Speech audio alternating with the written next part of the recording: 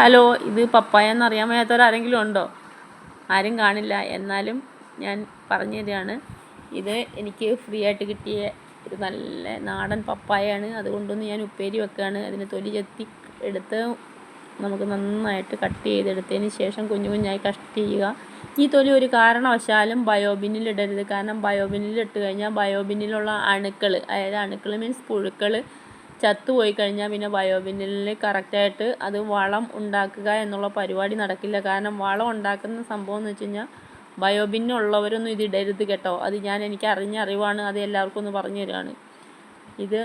ഇത് അണുനാശിനി ആയതുകൊണ്ടാണ് അതിലിടരുതെന്ന് പറയപ്പെടുന്നത്. ഓറഞ്ചിൻ്റെ തൊലി ഇത് ഇടരുതെന്ന് എൻ്റെ അടുത്ത് ആരോ പറഞ്ഞു. ഇനി ബയോബിന്നിൻ്റെ അതിൻ്റെ വളം ഉണ്ടാക്കുന്ന വീഡിയോ ഞാൻ വേറൊരു ഇതിനകത്ത് ഇടുന്നുണ്ട്. നമ്മുടെ വീട്ടിൽ ബയോബിന്ന് കൊണ്ടുവന്ന് അത് വളം ഉണ്ടാക്കിക്കൊണ്ടിരിക്കുകയാണ്. പക്ഷേ ഞാനിപ്പോൾ ഇതിൻ്റെ കൂടെ പറഞ്ഞതല്ല.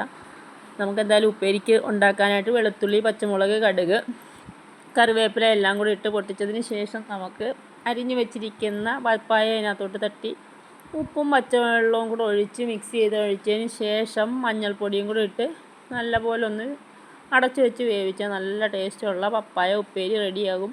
നമുക്ക് ചോറുണ്ണാൻ വേണ്ടിയിട്ട് ഈ ഒരു ഉപ്പേരി മാത്രം ഉണ്ടെങ്കിൽ തന്നെയും ചോറുണ്ണാൻ പറ്റുന്നതാണ്. എല്ലാവരും ഒന്ന് ട്രൈ ചെയ്യുക. അപ്പോൾ തൊട്ടടുത്ത് എവിടെന്നെങ്കിലുമൊക്കെ നല്ല പപ്പായ കിട്ടുകയാണെങ്കിൽ ഇതുപോലെ ഉപ്പേരിയൊക്കെ ഉണ്ടാക്കി കഴിക്കാൻ മറക്കണ്ട. ഞാൻ അച്ചാറും ഉണ്ടാക്കിയിട്ടുണ്ട്. 3 എണ്ണം കിട്ടിയത് കാരണം ഒരു 2 എണ്ണം എടുത്ത് 1.5 എണ്ണം എടുത്ത് ഉപ്പേരി ഉണ്ടാക്കി, 1.5 എടുത്ത് ഞാൻ അച്ചാറും ഉണ്ടാക്കി. എല്ലാവരും ഒന്ന് ട്രൈ ചെയ്യുക. ഇഷ്ടപ്പെടുകയാണെങ്കിൽ ഒന്ന് ലൈക്ക് ചെയ്യാൻ മറക്കല്ലേ. പിന്നെ പപ്പായ വീട്ടിലുണ്ടോ? ഇപ്പോൾ പൊതുവേ പപ്പായ വളരെ ഉണ്ടാവാൻ ഭയങ്കര പ്രയാസമാണ്. കാരണം ഈ ടവറൊക്കെ അതിനൊന്നും ശല്യമാണെന്നാണ് പറയുന്നത്. എന്താണ് അതിൻ്റെ രഹസ്യമൊന്നും എനിക്കറിയില്ല. എന്തായാലും ഇതുപോലെ ഉണ്ടാക്കി ട്രൈ ചെയ്യുക. ഇഷ്ടപ്പെടുകയാണെങ്കിൽ ഒരു ലൈക്ക് ചെയ്യുക. ബൈ.